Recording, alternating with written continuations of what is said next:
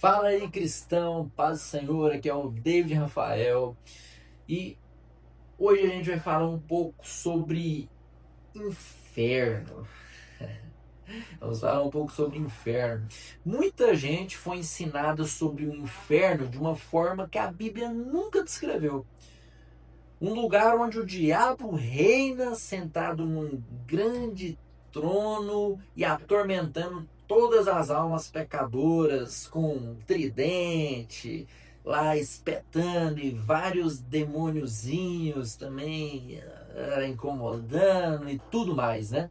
Ou seja, o reino do diabo e o diabo fica atormentando todo mundo que morreu em pecado, que morreu sem Jesus.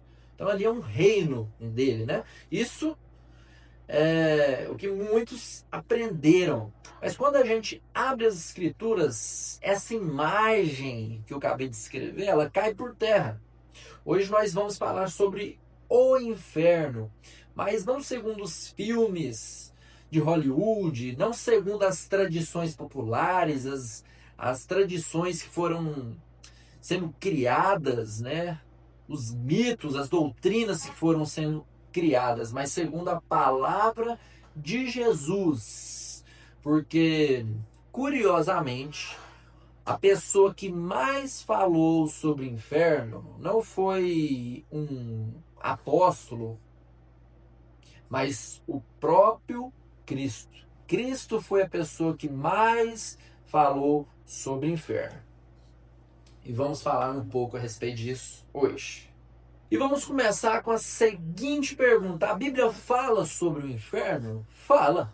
A Bíblia não usa a palavra inferno de maneira literal, igual a gente imagina hoje. Ela usa termos diferentes, com significados diferentes.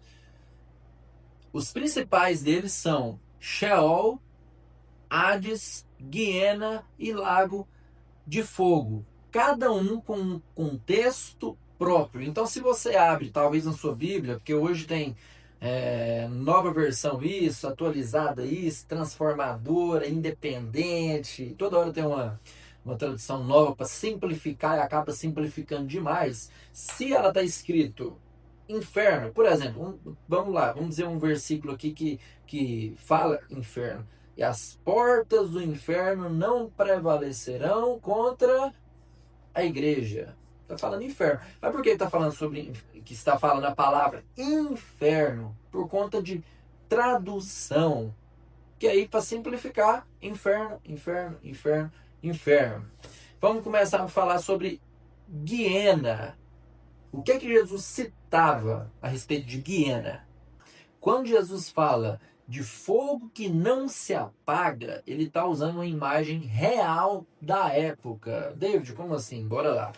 A Guiena era o Vale de Rinom, um lugar fora de Jerusalém, conhecido como o lixão da cidade, onde o fogo queimava continuamente. Era um lixão que estava sempre ardendo em chamas. Agora, presta atenção nas palavras literais de Jesus. Se você quiser abrir aí, Mateus 9, 43 ao 44.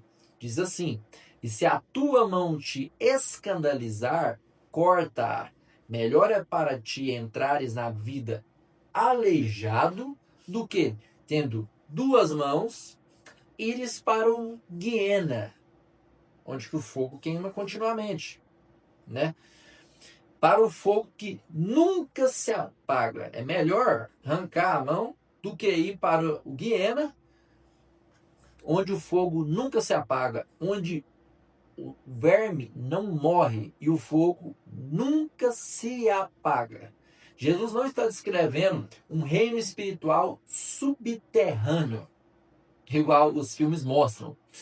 Ele está usando uma ilustração conhecida do povo para falar do juízo e da separação de Deus. O lugar onde tem verme, lixão tem verme, muito verme, onde o fogo não para de queimar. Por quê? As pessoas ficavam, o lixo era queimado. Ou seja, ele usa algo para que o povo entenda, tenha uma noção do que seria a condenação, a separação do homem de Deus após a morte. O homem não estar em Cristo. O que significava? Então ele usa essa ilustração, assim como ele usava as parábolas. Então Jesus não está descrevendo Satanás governando um reino só dele, um reino subterrâneo. Ele está alertando sobre um juízo definitivo para o povo. A hiena virou um símbolo de condenação final. Agora, Mateus 10, 28. E não temais os que matam o corpo e não podem matar a alma. Temei antes aquele que pode fazer perecer no inferno tanto a alma como o corpo.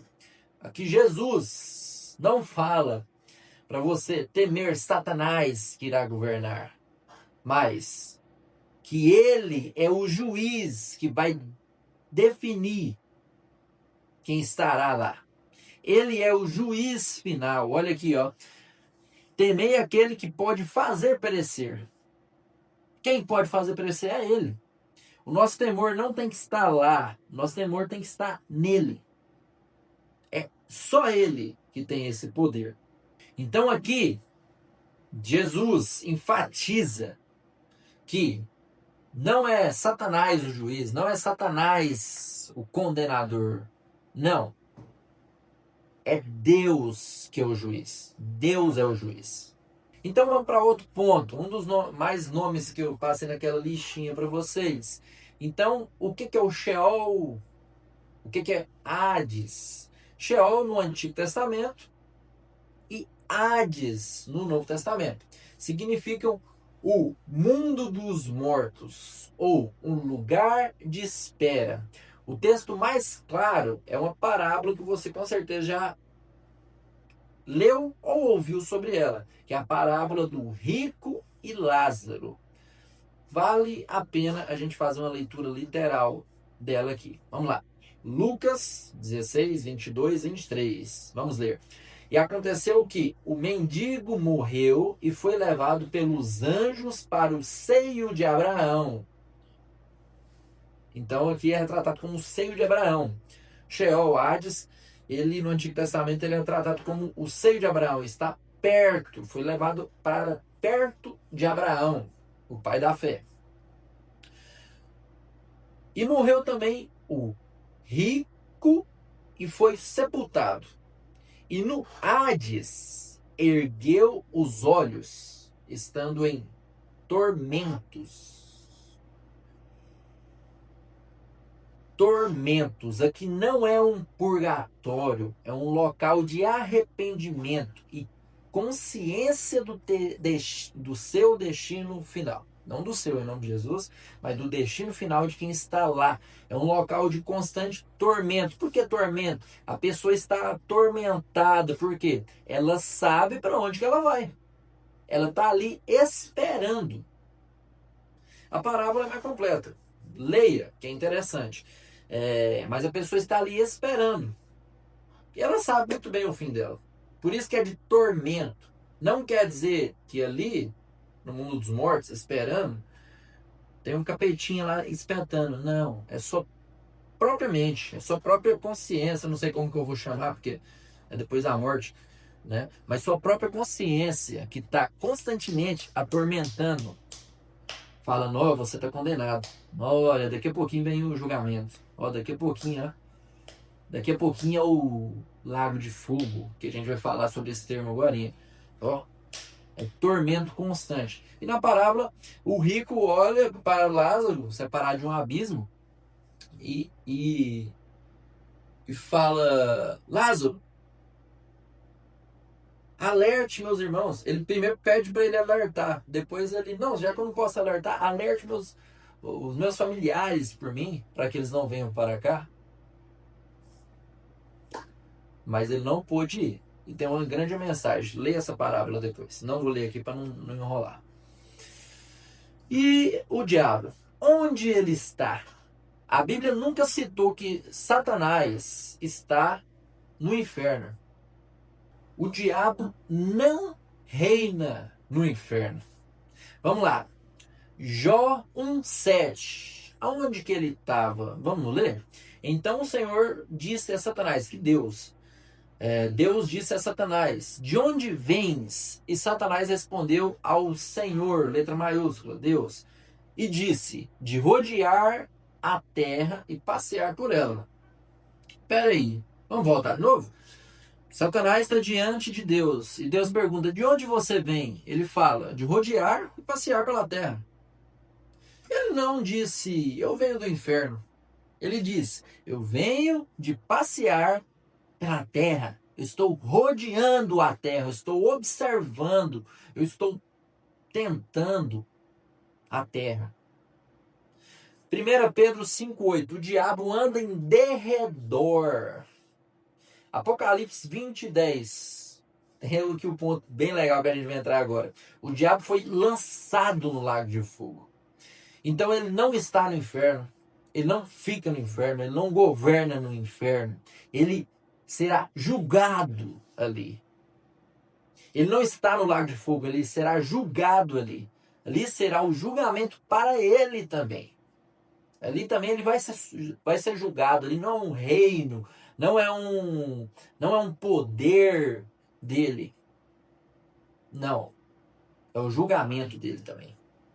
Então, às vezes a pessoa pergunta, por que o diabo tem tanta... Satanás fica tentando tanto os cristãos, fica tentando afastar, fica tentando fazer com que caia em adultério, fica nessa tentação o tempo todo, porque ele sabe o futuro dele. Ele sabe muito bem o destino dele. Ele sabe que ele não vai ter nenhum reino para reinar, ele não vai ter nenhuma cadeira, nenhum trono para se assentar. Não. Você acha mesmo que Satanás, que tenta contra o trono de Deus, tenta contra Deus, Deus ia expulsar ele do céu e lançar ele sobre a terra? E você acha que Deus iria permitir que depois ele tivesse um trono, um poderio e julgasse todos os filhos, toda a criação de Deus que foi condenada? Isso seria bom demais, velho. Óbvio que não. Ele vai ser condenado lá no lago de fogo. É condenação para Satanás. E para quem escolher estar com ele. Então aqui a gente vai entrar agora no lago de fogo. Não, misericórdia, tá amarrado. Não momentâneo, em nome de Jesus. Aqui a gente vai entender o que é o lago de fogo. O lago de fogo é o juízo final para quem for condenado.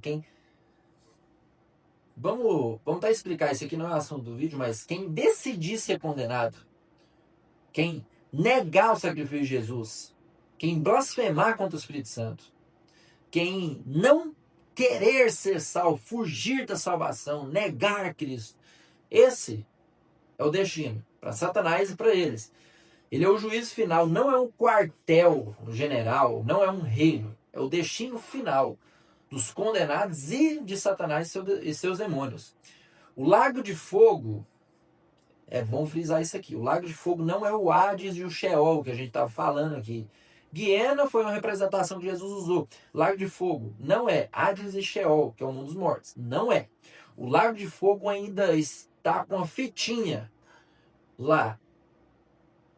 Ainda não foi inaugurado. Está esperando o primeiro ir lá e cortar a fita. Entendeu? Eu espero que não seja você que está vendo esse vídeo, em nome de Jesus. Então, ele não foi inaugurado. Ele ainda está lacradinho lá, esperando o momento certo de ser inaugurado. Vamos lá. Apocalipse, capítulo 20, versículo 10. E o diabo que os enganava foi lançado no lago de fogo e enxofre. Aqui é o momento que a gente vê a citação do lago de fogo. Olha só, quem foi lançado lá? O diabo que os enganava foi lançado no lago de fogo e enxofre, onde estão a besta e o falso profeta. Besta e o falso profeta vai ser lançado lá também. Viu? Vai ser lançado lá também. E de dia e de noite serão atormentados para todo sempre. Olha só o que a Bíblia está falando. Tá vendo que é falta da gente ler a Bíblia?